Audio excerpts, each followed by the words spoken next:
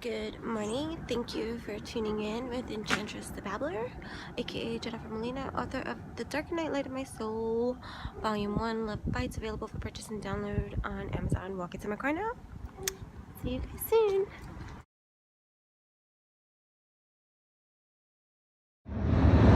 Good morning. Again, thank you for tuning in. So, as I'm driving here today, I was listening to 102.7 with Karen and Jeffrey in the morning, but he's not in today. So they have somebody else filling in for him. But it's funny, the topic of conversation that comes up, which is about, jobs that we have and things like that, which is not what I'm going at, and that's not where I'm talking about. But I want to share in the firing up of inspiration that exists everywhere. Guys, if you open your eyes and you get hip with your times and your inner rhymes and just, take in your own life of experience instead of just going on remote auto control where you're just doing what you know you have to do. It's like repetitive to this generic thing that so many do. They just wake up and like the hamster in the wheel, they just keep spinning the same thing all the time. What do you think happens in that kind of life? You check out lots of times. So when you're checking out, where is it that you go? But again, this is not what it is that I want to know. And before I forget what I turned this on to even start to say, because it's already going away. I've been making myself laugh for days. But anyways, no, so I just want to share in what got me fired up and inspired and thinking along these lines during these times, because it inspired a question to come to my mind, which has nothing to do with the topic of that of what they were discussing about work life, but just about the synchronicity of life and how aligned in my own rhymes I stumble across other souls speaking from their own source. And sometimes their words or whatever it is that they have to share or say aligns with me in some kind of way, whether they're conscious of it or not, which then prompted another line of thinking within me of just,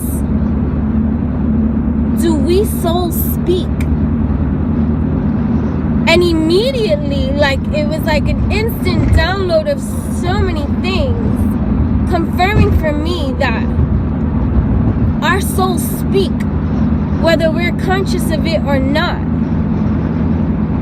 And we, whether we're conscious of it or not, many times engage in soul talk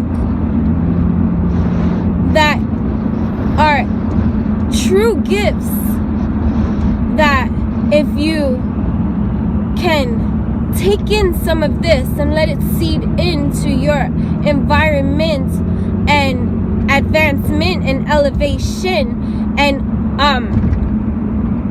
tuning in, you will see, just think about it, the stranger on the street that you happen to meet one day and they say something that some part of you that's grandeur and larger than this 3D life acknowledges these words that are being received, that saturate, that marinate, that gravitate, that means something. And it's like that's something that you didn't even know you needed to hear to begin to unravel something near and dear that comes in from here, which does, it brought up a moment of a soul talk identifying moment for me. with the CFO of one of the companies that I have worked for. I don't recall what was being discussed to prompt what he had said, but the acknowledgement that both of us, whether he was conscious of it or not, that's none of my business. It's the resonating that existed between the souls that speak. She speaks. They speak.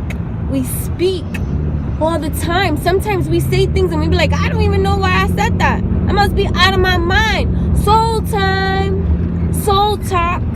Do we soul talk? But anyways, we were speaking about just, I think, experiences of just companies and, you know, and his perception of me, thinking me super overqualified for many, many things, and just always bringing that to my attention, you see. And then I must have said something that registered for me, and he said, no, no, no. What I think you are is a researcher. Mind you, he and I do not engage in any of this kind of talk. I do. Naturally, he calls me more than eccentric too, because he says I'm crazy. Whoa. And so, yeah, anyways, but you know, he says I make his head spin for days, and so he doesn't, you know, go that way because it's so much to process. He's more of a different kind of intellectual at best. But anyways, but when he said it, there was a pause. Because if we're going to break down this moment of soul talk that I'm going to identify, to register in my mind outside of this hive during these times of awareness, you see. There was a pause in this moment after he spoke this truth to me that registered even for he, because his soul, it speaks. A certain kind of knowing so deep, I get emotional, guys. I'm not gonna be a crybaby today, okay? Good morning. He's looking out his window. Have a grand old day. Okay. So, anyways, so there was a pause when he said, before he was gonna walk out of, you know, the office that I was in and continue with whatever he was doing. When I started to acknowledge soul talk that occurs all the time, in these moments that I was trying to identify, I had to be masterful in my mindful eye to be able to see something that can pinpoint this thing I see that is invisible to the naked eye. You know, so when I started to notice this little thing that I would see whenever these soul talk happenings occurred with me, with others outside, you see, I called it a twinkle in the eye. Now, how conscious of the other in this discover for I were they, although curious am I too, to know what level of evolution they are on, you see, but quickly I identify energy scan as me. So I see. So sometimes many of these things I only get to enjoy with me because nobody knows or understands most of the time when I speak. They're like, oh. What's she saying? This girl crazy. Like, yay. You know, owning that in some way, finding my own perception in those gazes, because, you know, expression goes a long way. So when I started to like identify, there's one clear thing that happens that I see, and you see when you say, oh, there's a twinkling in someone's eye when this soul talk happens in our lives. Like, what's a twinkle in an eye? Like, what do you see, some sparkles? There's a twinkle in the eyes that something occurs. It's like this fluttering of a bird flying free. Invisible it might be, but here this enchantress, she does see. So there's this twinkling that occurs,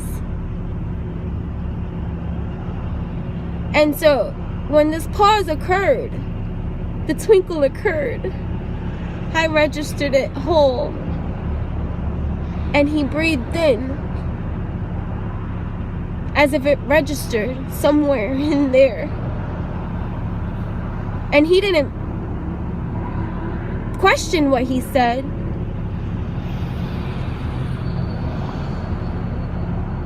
But the truth in it registered. And you know, we can argue back and forth and be like, well, you're not no researcher, of course. What schooling did you get? What education do you have? What you know, degree or, you know, piece of paper that wants to state something about how you can be only this if you achieve this and do this and do this. Listen, this is a lifelong of this shit. So yeah, you're tripping. But anyways, and how true, how even more so true of how this reality that I'm awakened to, that I'm experiencing at this time, on this timeline, that does energetically and vibrationally connect with other timelines that maybe is outside my mind, that I can't truly explain and articulate clearly all the time, you know, only in pieces that is revealed to me. I find a way to speak. And so, but the registering, because, you know, since I was little, I would say, I've been doing research most of my life. Mind you, where you're like 5. And even before being able to fully read and always writing and knowing what I was writing. Meanwhile, someone that's an adult that looks at my paper like, what does this say here? For this paper for me was this story being written out, you see, because I saw it clearly. This processing, this research deep, this introspect, this inner reflect, this detective. Where are you going, buddy? Stay your lane. Like, wake up. Girlfriend needs to put a little makeup. Whoa! So, do we soul speak? Ask yourself these things deep, like this registering. Like if you run into someone on the street, like I was saying, a stranger that just happens to feed your soul some truth, trying to be known, shown. It's flying in, some resonating, this constant debating of this inner relating that got us super shading our own divine, questioning ourselves all the time as to how we pick up on certain things sometimes, like how we do this to ourselves because we question these inner things, because it's not something that we can clearly see, because tangible things is this 1444. That was what I saw, and that is what you can check out on my blog a little later to see what Joanne Scribe's angelic messages with numbers divine will be shared on my blogger later. 1444, angel number 1444. I was born on day 4 supposedly of December, but anywho, these things that we do, but the soul talk that we do, for it is true, for we are constantly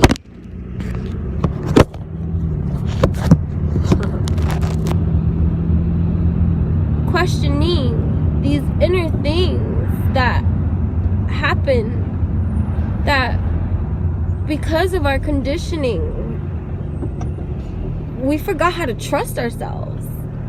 We never learned. We were never allowed, because we had to trust everything that was given to us, because that's the condition of us. We're born into this life like this. The information we're fed from the moment that we are born. This means this means that means this means that. You go here, this is what you do here, this is life here, this is how you adapt, this is what you're gonna have to try, the American dream, or whatever the hell that our families feed or believe. So when other things that might feel conflicting or opposite, or the polarity of these things that were told or shown or made for us to understand in a certain type of way, this generic way, when inner things happen, you see, we question our majesty. What a tragedy. Like, how many times often do we ignore these inner things, and then later to only see and be like, wow, stupid me's. I should have listened to me's. I knew a while ago, but I don't know. Who am I to know? I'm not saying I can't claim these things, because if I do, it's against God. That because that makes you a witch in some way or somehow. How dare you say you can see things somehow? Oh! How dare you? Who you think you are? Humble yourself. Lower yourself. Surrender yourself.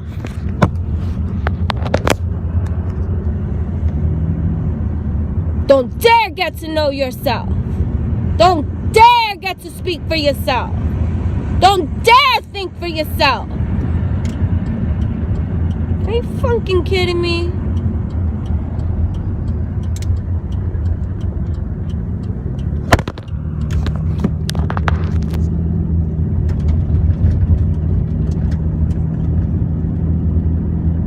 So,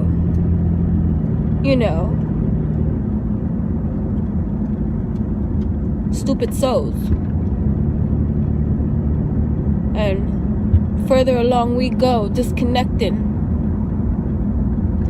in every way from our inner brain that only has our highest, most good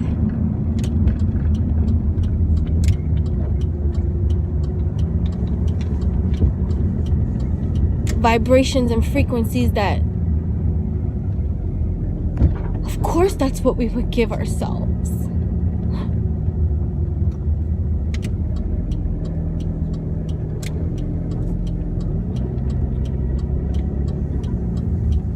I don't know, I just think humans can be so stupid sometimes.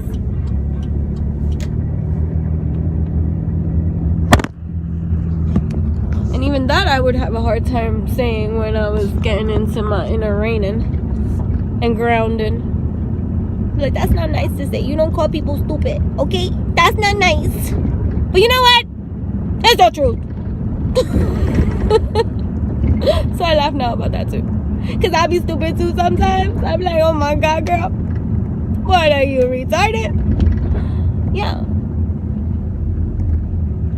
So, you know, you gotta find the humor. Like I said, humor is one of my amazing, most majestic tools that I habitually use.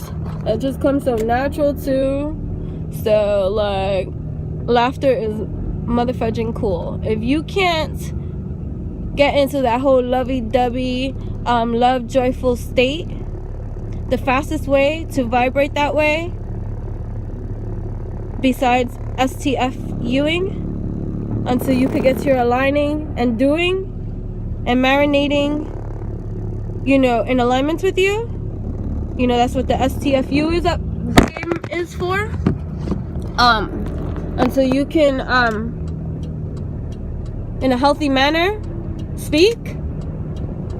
The quickest way to vibrate that way, fast, and you need to do it fast. Find some way to make yourself laugh. And if you can't make yourself laugh, you need to get that stick up out your ass. If you can't find one way to make yourself laugh, you need to ask yourself, why is that? Like, seriously. And if you rely on the world to make you laugh,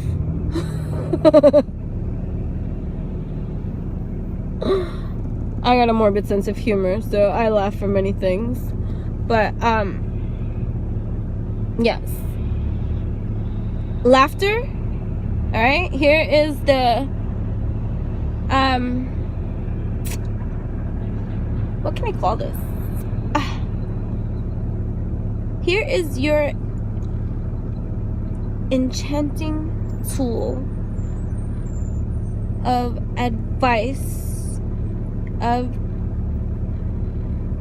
how you can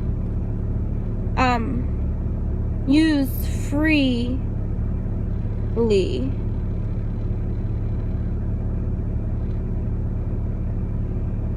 this idea of having this emergency, because this is an emergency tool too. I mean, you can incorporate it into your life, right? Because you should. Laughter is something good. I love to laugh. I love to feel that way.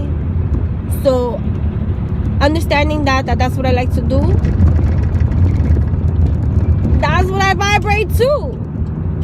So, you know, in my own way, being okay with my own way too. Never mind what other people will have to say. You think that I don't get shot down for days?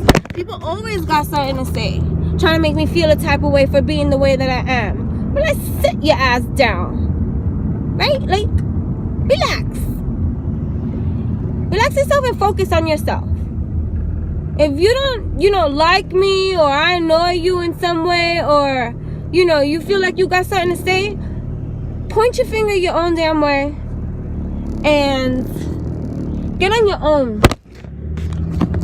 reign. And stop sipping on that haterade.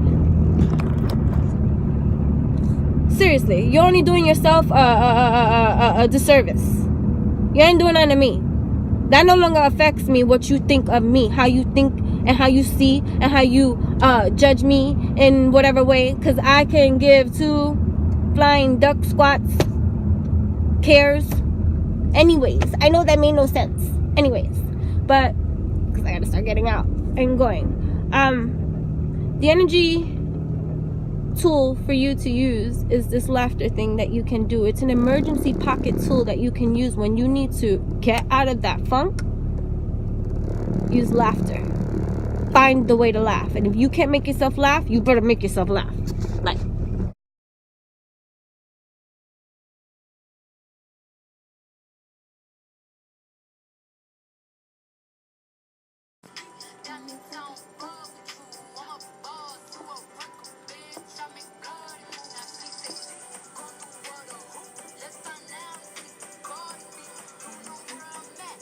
Feel the accelerated motion of your own growth and evolution. Namaste. Oh my goodness. I'm just spitting out loves. Everywhere. Love was everyone. She was.